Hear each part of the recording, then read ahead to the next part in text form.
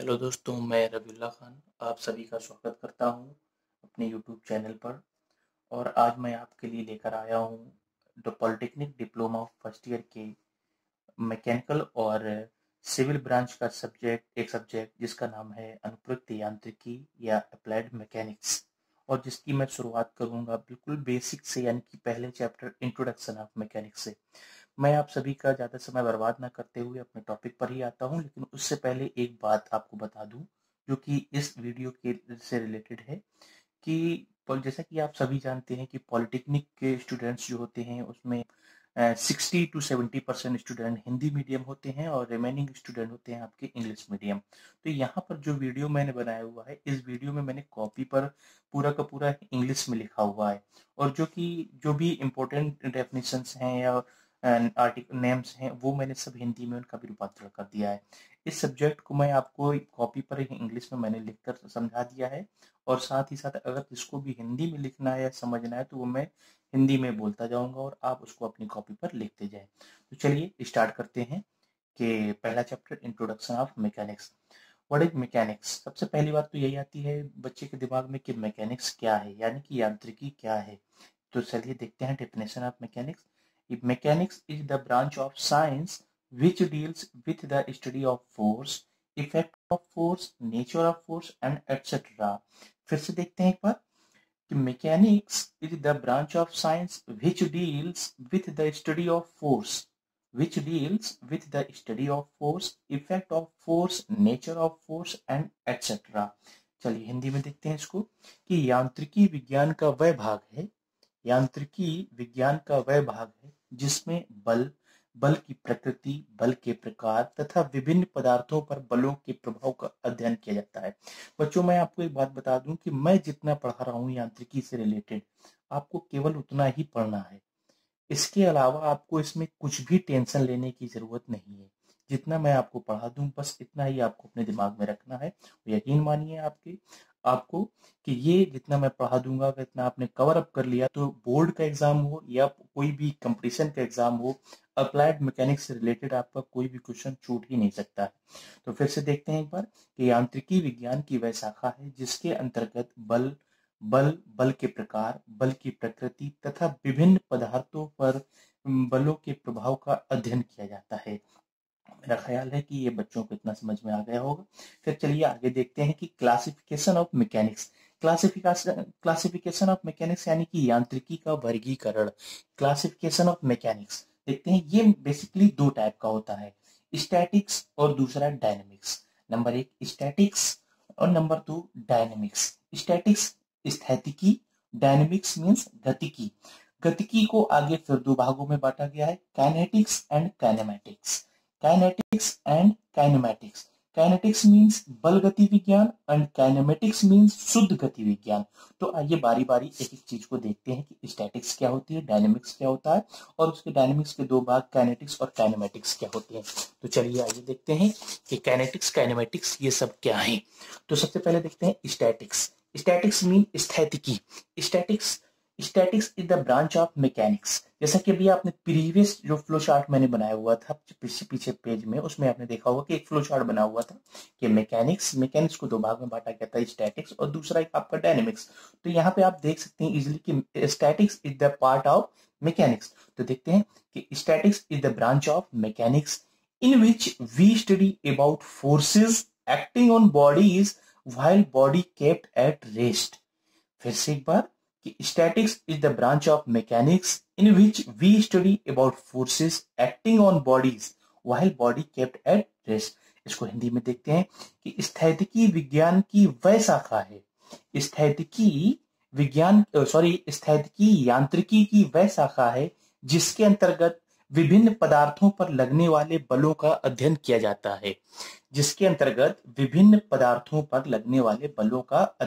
जाता है।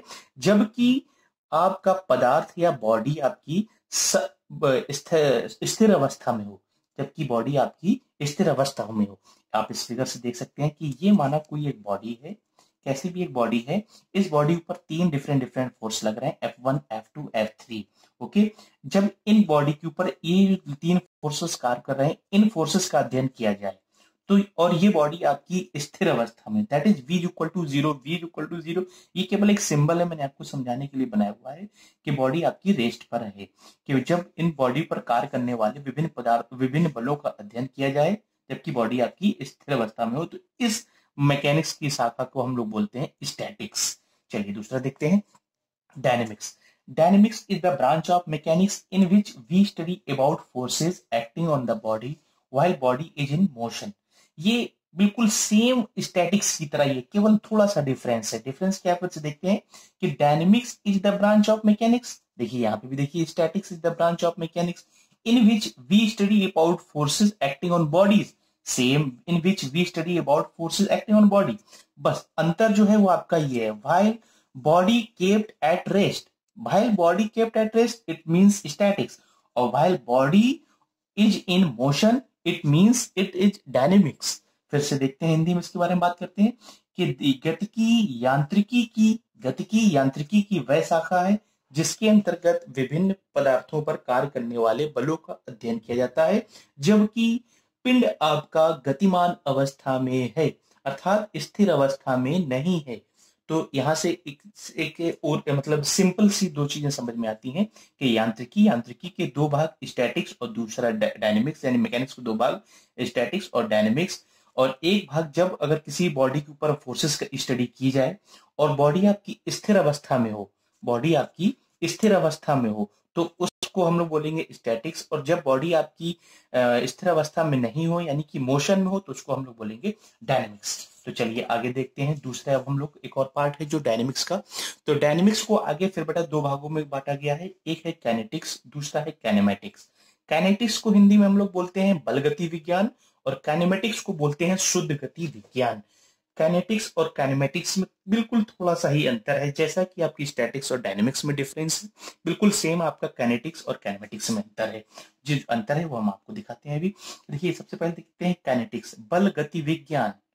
बल गति विज्ञान, बल भी है और गति भी है, उन दोनों की स्टडी करना है। फिर से देखते हैं यहाँ पे एक डेफिनेशन में कि kinetics is the branch of dynamics which deals with the study of motion, which deals with the study of motion of the body and also knowing the causes of motion, that is force। फिर से एक बार repeat करते हैं, कोई problem नहीं है कि kinetics is the branch of dynamics which deals with the study of motion of the body and also knowing the causes of motion, that is force। यानी कि बल गतिकी की वह शाखा है, बल गति विज्ञान गतिकी की वह शाखा है जिसके अंतर्गत पिंड की गति तथा पिंड की गति के कारण का भी अध्ययन किया जाता है। यानी कि पिंड में जो गति उत्पन्न हुई है वो किस रीजन से उत्पन्न हुई, उसका कारण क्या है, इन दोनों चीजों की जब स्टडी की जाए तब उसको हम लोग बोलते हैं काइनेटिक्स। जैसे देखते हैं यहाँ पे कि अगर बॉडी की मोशन की भी स्टडी की जाए, दैट इज स्पीड की भी स्टडी की जाए, और साथ में कॉजेज ऑफ मोशन उन दोनों की भी स्टडी की जाए, तो उसको हम लोग बोलेंगे काइनेटिक्स। और दूसरी चीज काइनेमैटिक्स कि it is the branch of dynamics which deals with the study of motion without knowing the causes of motion. यानी कि अगर बॉडी में किसी भी बॉडी की आप स्टडी मोशन की स्टडी कर रहे हैं बिना ये जाने कि उस बॉडी की मोशन का कॉजेस क्या है, यानी कि क्या रीजन है कि बॉडी में जो मोशन जनरेट हो रही है उसका कारण क्या है, उससे हमें कोई मतलब नहीं, तो इस ब्रांच को हम लोग बोलते हैं शुद्ध गति विज्ञान या काइनेमैटिक्स। क्लियर है बेटा? चलिए देखते हैं फिर से एक बार इसको ओरली जल्दी स्पीड में देख लेते हैं कि मैकेनिक्स क्या है, यांत्रिकी। Mechanics is the branch of science which deals with the study of force, effect of force, nature of force and etc.. यानी कि यांत्रिकी विज्ञान की वह शाखा है जिसके अंतर्गत बल के प्रकार, बल की प्रकृति तथा विभिन्न पदार्थों पर कार्य करने वाले बलों के प्रभाव का अध्ययन किया जाता है। फिर देखते हैं क्लासिफिकेशन ऑफ मैकेनिक्स। यांत्रिकी का वर्गीकरण। यांत्रिकी को मुख्यतः दो भागों में बांटा गया है, number 1 statics, number 2 dynamics. Statics means स्थितिकी, डायनेमिक्स मीन गतिकी। स्टैटिक्स मींस स्थितिकी और डायनेमिक्स मीन गतिकी। डायनेमिक्स को आगे फिर दो भागों में बांटा गया है। नंबर एक बल गति विज्ञान यानी काइनेटिक्स, दूसरा आपका काइनेमैटिक्स शुद्ध गति विज्ञान। अब बारी बारी इन दोनों को जल्दी से जल्दी देखते हैं क्योंकि हमारे पास ज्यादा टाइम है नहीं और हमको ज्यादा से ज्यादा अपना टाइम सिलेबस कवर करना। तो स्टैटिक्स देखते हैं क्या होता है। Statics is the branch of mechanics in which we study about forces acting on bodies while body kept at rest। यानी कि स्थैतिकी यांत्रिकी की वह शाखा है जिसके अंतर्गत पिंड पर कार्य करने वाले बलों का अध्ययन किया जाता है, जिसके अंतर्गत पिंड पर कार्य करने वाले बलों का अध्ययन किया जाता है जबकि बॉडी आपकी रेस्ट पर हो। और जब आपकी बॉडी रेस्ट पे ना हो और बलों का अध्ययन किया जाए, जब बॉडी आपकी रेस्ट में ना हो और बलों का अध्ययन किया जाए तो उस पार्ट को हम लोग बोलते हैं डायनेमिक्स। Clear students. और फिर डायनेमिक्स को आगे फिर दो भागों में बांटा गया है।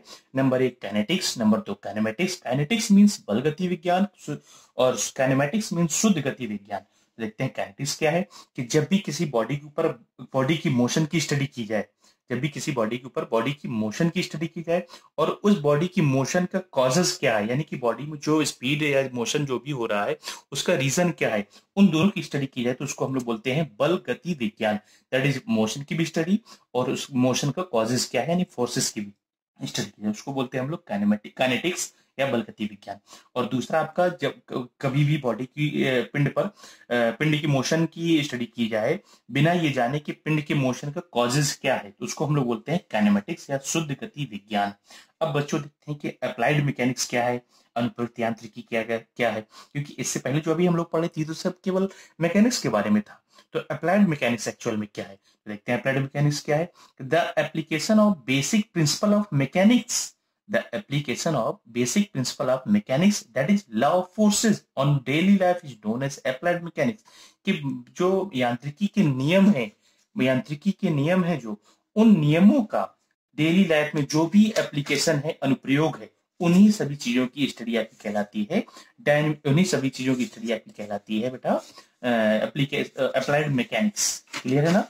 तो चलिए अब हम लोग देखते हैं कि जो आपका पॉलिटेक्निक डिप्लोमा के हर साल बोर्ड के पेपर में आता है स्केलर और वेक्टर क्वांटिटी के लिए लिखने के लिए, अगर हर साल नहीं आता है तो एक साल छोड़ के एक साल आ ही जाता है बेटा। तो सबसे पहले देखते हैं कि स्केलर क्वांटिटी क्या होते हैं, उसके बाद देखेंगे वेक्टर क्वांटिटी क्या है, उसके बाद देखेंगे हम लोग रिप्रेजेंटेशन ऑफ वेक्टर क्वांटिटी कैसे होता है। तो सबसे पहले देखते हैं scalar quantity. Scalar quantity means अदिश राशियां, those physical quantities which are represented by magnitude only, those physical quantities which are represented by magnitudes only are known as scalar quantity। यानी कि ऐसी भौतिक राशियां जिनको निरूपित करने के लिए केवल और केवल परिमाण की आवश्यकता होती है, ऐसी भौतिक राशियां जिनको निरूपित करने के लिए केवल और केवल परिमाण की आवश्यकता होती है उसे हम अदिश राशियां कहते हैं। जैसे बेटा देखिए एग्जांपल, टाइम समय, मास द्रव्यमान, स्पीड चाल, डिस्टेंस दूरी, एरिया, लेंथ, वॉल्यूम, ये जितनी भी क्वांटिटीज लिखी हुई हैं इन सभी के लिए बेटा हमको रिप्रेजेंट करने के लिए डायरेक्शन की जरूरत नहीं पड़ती है। ओके, तो ये सभी क्वांटिटीज आपकी कैसी हैं, स्केलर क्वांटिटी, क्योंकि इनको लिखने के लिए आपको केवल मैग्नीट्यूड की जरूरत पड़ेगी। जैसे एग्जाम्पल देख लीजिए, जैसे अगर आपको बताना है कि किसी ने पूछा आपसे कि यार टाइम बता दीजिए कितना हो रहा है, तो आप तो उससे ये बताएंगे नहीं कि उत्तर की दिशा में 3:30 बज रहे हैं और पूरब की दिशा में 1:30 बज रहा है, ऐसे तो बताएंगे नहीं, है ना। आपको डायरेक्शन की जरूरत पड़ेगी नहीं, आप सीधे बता देंगे कि सर 3:12 हो रहा है या 15 हो रहा है ना। AM PM आप डिपेंड करता है, आप बता देंगे, है ना। तो इसमें आपने डायरेक्शन तो बताया नहीं, केवल मैग्नीट्यूड बताया। तो ऐसी भौतिक राशियां जिनको निरूपित करने के लिए केवल और केवल परिमाण की आवश्यकता, परिमाण मींस मैग्नीट्यूड की आवश्यकता पड़ती है, उसे हम बोलते हैं स्केलर क्वांटिटी। चलिए दूसरी देखते हैं।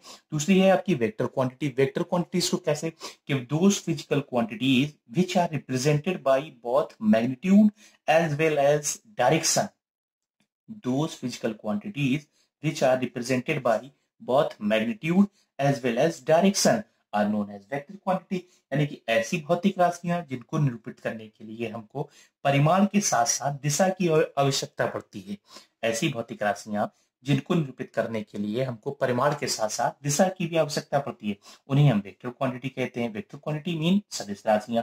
उदाहरण देखते हैं इसके, force, moment, velocity, displacement, acceleration and etcetera. तो ये सभी आपके एग्जाम्पल किसके हैं बेटा, वेक्टर क्वांटिटी यानी कि सदिश राशियों के।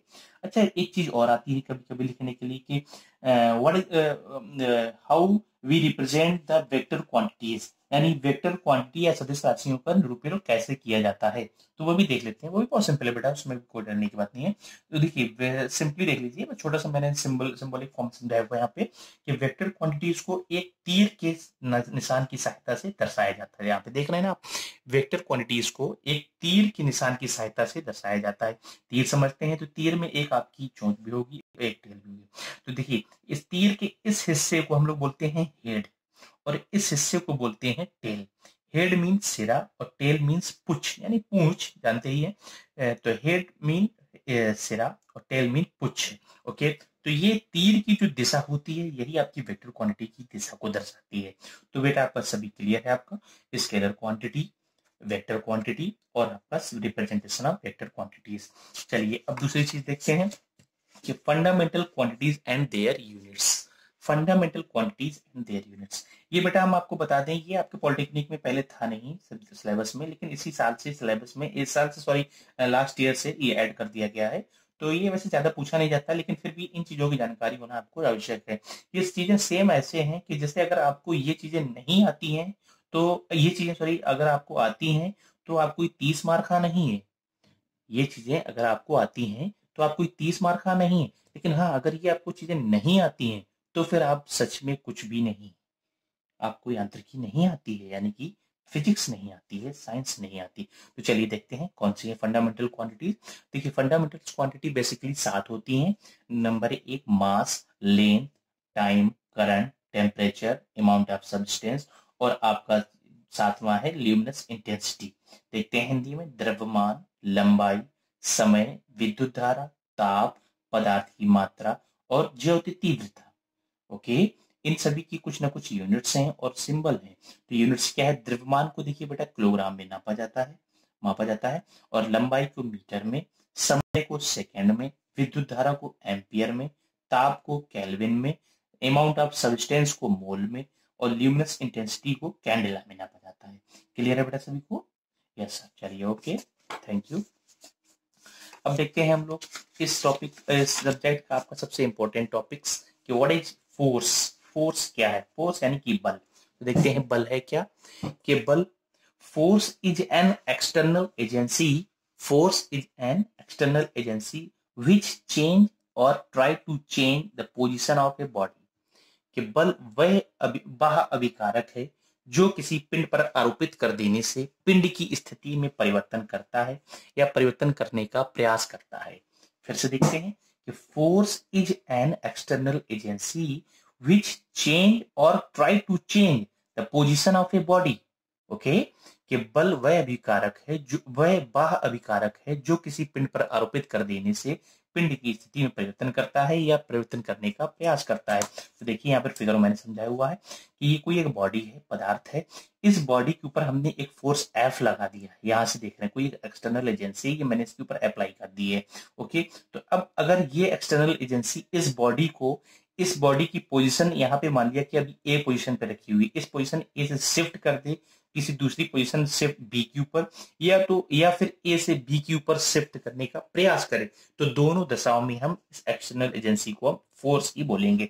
अच्छा, ये देखते हैं कि कब ये बॉडी, ये एक्सटर्नल एजेंसी इस बॉडी को अपनी पोजीशन से शिफ्ट कर देगी और कब नहीं कर पाएगी। तो देखिए, इससे अगर हमने मान लिया कि बॉडी का वेट है आपका डब्ल्यू, जैसे अगर हमने मान लिया, जूम कर लिया कि बॉडी का वेट है डब्ल्यू, और ये जो आप एक्सटर्नल एजेंसी अप्लाई कर रहे हैं इस बॉडी के ऊपर, उसकी वैल्यू हमने मान ली, मैग्नीट्यूड मान लिया एफ है। ओके, तो देखिए कब बॉडी आपकी, कब ये एक्सटर्नल एजेंसी इस बॉडी को अपनी पोजीशन से शिफ्ट कर देगा और कब प्रयास करेगा। तो देखिए कि if W is greater than F, if W is greater than F, तो अगर यदि बॉडी का भार आपके द्वारा लगाए गए बाह्य अभिकारक से ज्यादा है, तब ये केवल आपका प्रयास ही करेगा। क्या है बेटा, ये केवल प्रयास करेगा, इसको चेंज नहीं कर पाएगा।